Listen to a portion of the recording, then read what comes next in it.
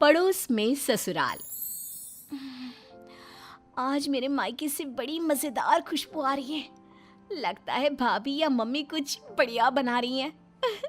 चलो जाकर देखती हूँ और लगे हाथ खाकर भी आ जाऊंगी। मायरा घर से बाहर निकलने ही वाली होती है कि पीछे से उसकी सास आ जाती है। ओ मैडम, कहाँ निकली आपकी सवारी हैं? माँ जी, दरअसल वो ना आज मायके में भाभी को थोड़ा सा पेट दर्द हो गया है। बस वही तो एक अच्छी ननद होने का फर्ज निभाते हुए उनका हाल चाल पूछने जा रही हूँ मैं। कोई ज़रूरत नहीं है। रोज़ तेरे मायके में किसी न किसी की तबीयत खराब हो ही जाती है और रोज़ तू फुदक के चली जाती है। हमारी ही अकल पर पत्थर पड़े थे जो पड़ोस की लड़की को ही बहू बना लिया। अब आपका मायका 100 किलोमीटर दूर है, उसमें मेरा क्या कसूर? आपका खाना बना दिया है, आटा भी गूंद दिया है, गर्मा गर्म फुलकी बनाकर खा लेना ना आप। ये है मयूरा, जिसका मायका और ससुराल दोनों भी आस पड़ोस में 2 मिनट की दूरी पर है, जिसका पूरा पूरा फायदा उठाते हुए मयूरा हर दिन मायके के चक्कर लगाती रहती है। हेलो मम्मी, हाय भाभी, क्या बात है? आज तो बड़े ही शाही और लजीज पकवान बने जा रहे हैं। कोई दावत शावत है क्या आज हमारे घर पर? खुशबू आई नहीं कि चली आ गई महारानी चींटियों की तरह सूंघती हुई। अरे बेटा, तेरे भाई का प्रमोशन हो गया है, इसी खुशी में उसके मनपसंद पकवान बना रहे हैं। बस आ जाती तू भी, दामाद जी और समधी समदन जी को भी न्योता दे दे। पर मम्मी जी, हमें थोड़ी ना पता था कि ये सब आएंगे। मैंने तो वैसे भी खाना कम ही बनाया है। क्या भाभी, अब आपको ये तो पता है कि मेरा ससुराल पड़ोस में ही है, और आपको तो मैंने कह कर रखा है ना कि मेरे 2 एक्स्ट्रा फुलके सेक कर रख दिया करो। मुझे मम्मी के हाथ की बनी सब्जियां कितनी पसंद है। आई बड़ी महारानी। ऐसे ही मयूरा आधा दिन अपने ससुराल में और आधा दिन अपने मायके में गुजारती रहती। एक दिन सुबह नाश्ते के दौरान मयूरा के ससुर धनराज और पति श्लोक। अरे मयूरा, ये क्या? ये पराठा तो आधा कच्चा है और मेरा पराठा तो कुछ ज्यादा ही एक्स्ट्रा पक गया है, जो जल गया है। कोयले से भी काला हो गया। ये तो होगा भी क्यों नहीं। ये करम जली सुबह सारा काम ऐसे ही फटाफट गड़बड़ी में जैसे तैसे निपटाकर अपने मायके भाग जाती है। इससे क्या फर्क पड़ता है?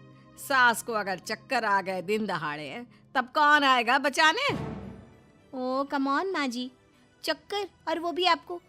दिन भर आप हर आधे घंटे में कुछ न कुछ खाती रहती हो और फिर भी मुझे ताने कस रही हो। Very bad. तो तू कौन सी गुड है, हैं? आई बड़ी। वहाँ मायके के घर में वंदना अपने पति यानी मयूरा के भाई गोपाल से कहती है, गोपाल, तुम ना तुम्हारी प्यारी बहन को समझा कर रखो। अरे तीज त्योहार, रक्षाबंधन, दीपावली, इन सब पे अपने मायके आए तो ठीक लगता है, लेकिन ये मैडम, ये तो रोज ही चली आती है मुंह उठाए। अरे सोचिए मम्मी जी, अगर मैं भी रोज इस तरह अपने मायके जाऊं तो आपको ये सही लगेगा? नहीं ना? फिर वंदना सही कह रही है मम्मी, जरा इस बात पर गौर फरमाइए। हाँ बेटा, मुझे पता है। उस दिन तो गली की औरतें भी सब्जी वाले के यहाँ गप्पे लड़ाते हुए बातें बना रही थी कि मयूरा तो दिन भर सिर्फ अपने मायके में ही रहती है। आज उसे आने दो, मीठे बोल से ही समझाऊंगी, समझ जाएगी वो। फिर जब मयूरा मायके आती है तो, मम्मी, आपको तो कोई दिक्कत नहीं है ना मेरे इस तरह आपसे मिलने यहाँ आने से? ये देख सरोज का मन ममता के मुंह में आ जाता है। ना बेटी ना, तू ऐसा क्यों सोच रही है और तेरी आंखें नम क्यों हैं? तू क्यों रो रही है बेटा? समदन जी ने कुछ कहा है क्या? उफ़ो, ये मम्मी जी भी ना, उन्होंने एक आंसू गिराया नहीं कि पिघल गई। नहीं मम्मी, किसी ने कुछ नहीं कहा, बस आज आपकी बहुत याद आ गई।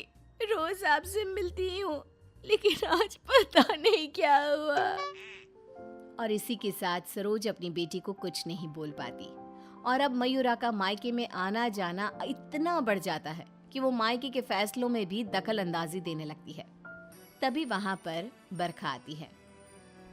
अगर इतना ही परेशान हो तो उसे घर के अंदर आने ही क्यों देते हो? वो एक पाँव अपने मायके की नाव में रखती है और एक पाँव अपने ससुराल की नाव में।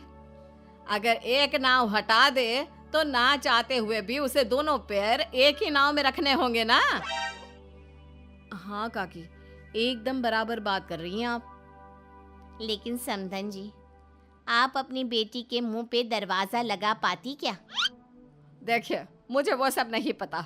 अब उसका पूरा संसार उसके ससुराल में बस चुका है। उसे वहां ध्यान देना चाहिए, ना कि इधर मायके में। और इसलिए आप ही हो, उसे यहाँ आने पर आप ही को रोक टोक लगानी होगी। बस यही कहने आई थी। नमस्ते। अगले दिन ससुराल में बरखा की तबीयत खराब हो जाती है और मयूरा उसे बिस्तर पर ऐसे ही छोड़कर मायके भागती है। चली गई मायके, अपनी बीमार सास को बिस्तर पर छोड़कर, निकम्मी कहीं की। रात में जब धनराज और श्लोक दफ्तर से घर लौटते हैं तब वो देखते हैं कि मयूरा घर पर नहीं है और बरखा अपने कमरे में बुखार से तप रही है। और तो और घर में कुछ खाना तक नहीं बनाया है। आज तो हद ही कर दी मयूरा बहू ने। अरे काम काज का नहीं, लेकिन कम से कम अपनी सास की तबीयत का तो लिहाज रख लिया होता। कोई फिक्र, कोई चिंता नहीं। आप ही ने तो चुनी थी ना ये बहू। कुछ देर बाद मयूरा अपने ससुराल वापस आती है। मयूरा, घड़ी देखी तुमने? हाँ, घड़ी में 2 सुइयां एक साथ कितनी प्यारी लगती है ना। बिल्कुल आपकी और मेरी जोड़ी की तरह। मैं मजाक के मूड में बिल्कुल नहीं हूं मयूरा। तुम्हारा ये मायके से ससुराल, ससुराल से मायके घूमने का तमाशा बहुत हो गया। ये सब कब खत्म होगा? तुम्हें अंदाजा भी है, माँ अंदर 103 बुखार से तप रही है और तुम सुबह से अपने मायके में हो। बहू, अच्छा होगा कि तुम मायके जाना कम कर दो, वरना कहीं ऐसा ना हो कि एक दिन दोनों तरफ की रिश्तों की डोर टूट जाए और तुम बीच में ही लटकी रह जाओ। जी पापा जी, आप टेंशन मत लो। मैं मायके जाना तो नहीं छोड़ सकती, लेकिन मैं अपना बहु धर्म अब अच्छे से निभाऊंगी। मैं रोज माँ जी का एकदम हल्की नाजुक पत्ते की तरह ख्याल रखूंगी और आप लोगों को शिकायत का मौका भी नहीं दूंगी।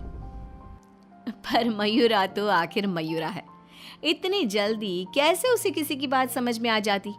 ये तो उसकी डिक्शनरी में था ही नहीं। पहले वो बिना कोई काम किए मायके चली जाती थी और अब कभी कुकर को गैस पर रखकर तो कभी कपड़ों को आधे में धोता छोड़कर मायके चली जाती। उसकी इन हरकतों से ससुराल और मायके वालों को तो पहले से ही परेशानी थी। अब तो आस-पास की औरतों के लिए भी मयूरा अच्छी खासी शाम की चाय की गॉसिप बन गई थी। अरे वो सरोज बहन की बिटिया मयूरा, कभी इस डाली तो कभी उस डाली फुदकती रहती है। मुझे तो दिन भर अपनी खिड़की से उसका ये सर्कस देखने में बहुत मजा आता है। अरे मैंने तो सुना है उसकी भाभी वंदना अपनी ननद को एक आंख पसंद नहीं करती। दरअसल मेरी बहू काजल और वंदना ना सहेलियां हैं, इसीलिए पता चला। पर मानना पड़ेगा सरोज को, बहुत अच्छे गुण दिए हैं उसने अपनी बेटी को। तभी वहां से गुजर रही सरोज सभी औरतों की बातों को कान लगाकर सुन लेती है और रुककर उन्हें चिल्लाते हुए कहती है, क्यों रे कलम मुइयो, तुम लोगों को क्या अपनी घर गृहस्थी नहीं है जो रोज शाम को हमारी गृहस्थी की चर्चा लेकर बैठ जाती हो? हैं? बेवकूफ औरतें, पहले खुद के घर में ठीक से देख लो, फिर दूसरे के घरों में झांको। क्यों सल्ला बहन, आपका बेटा तो रोज रात को नशे में धुत लुढ़कता हुआ घर वापस आता है ना? हमने कभी कुछ बोला?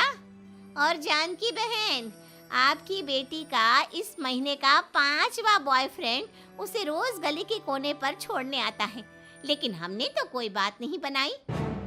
इतना बोलकर सरोज वहां से चली जाती है, लेकिन अब पानी सर के ऊपर जा चुका था और थक हार कर परेशान होकर दोनों परिवार वाले आपस में एक साथ मिलकर मयूरा के बारे में बात करते हैं। श्लोक, हमने बहुत बार कोशिश की कि हम मयूरा को रोके मायके आने से, लेकिन वो इतनी ढीठ है कि हमारी बातों को कान के पीछे ही डाले जा रही है। अब पता नहीं वो ये सब जानबूझकर कर रही है या फिर सच में। समतन जी, समधी जी, अब जो भी हल निकालना है आप ही निकाल सकते हैं। दामाद जी कुछ तो कीजिए। कुछ तो आपको करना चाहिए था सरोज जी। अरे बरखा, जैसे हम बहू को रस्सी से बांध कर नहीं रख सकते, वैसे ही एक माँ होने के नाते सरोज जी भी मयूरा को मायके में प्रवेश करने से नहीं रोक सकती। अरे उसने पूरा बचपन बिताया है वहां पर। लेकिन अब नहीं, अब तो इस सब का एक ही रास्ता है। जो काम मैंने 1 साल पहले नहीं किया था वो मैं अब करूंगा। ऐसा क्या कर लेगा तू बेटा? मुझे कंपनी की तरफ से चिरौलीपुरा में ट्रांसफर लेटर दिया गया था, वो भी दुगनी सैलरी के बेसिस पर। लेकिन 1 साल पहले आई इस ऑफर को मैंने मयूरा की खुशियों के लिए ठुकरा दिया था, क्योंकि अगर हम यहाँ से कहीं और जाकर शिफ्ट हो गए तो वो अपने मायके को मिस करेगी। तभी शादी भी नहीं थी, और अब ऐसा कुछ भी नहीं है। तो तुम ये कहना चाह रहे हो कि तुम सब यानी मयूरा के ससुराल वाले अब उसके मायके से दूर चले जाएंगे? जी हाँ, मैं इस ऑफर को अभी भी एक्सेप्ट कर सकता हूँ और फिर हम सब यहाँ से चले जाएंगे। अब हम और कर भी क्या सकते हैं? अगर मयूरा को अपने मायके जाने से रोकना है तो बेहतर यही होगा कि उसके पड़ोस के ससुराल को दूर ले जाए और उसके ससुराल वाले ही अलग जाकर रहे, जिससे वो रोज अपने मायके नहीं जा पाएगी। सभी श्लोक के इस फैसले पर सहमति जताते हैं और फिर मयूरा अपने पति की ट्रांसफर की वजह से शिफ्ट होने की बात को साधारण समझकर अपने मायके से दूर चली जाती है। जो भी कहो, सही मायनों में बहू विदा करके तो मैं अब लाई हूँ।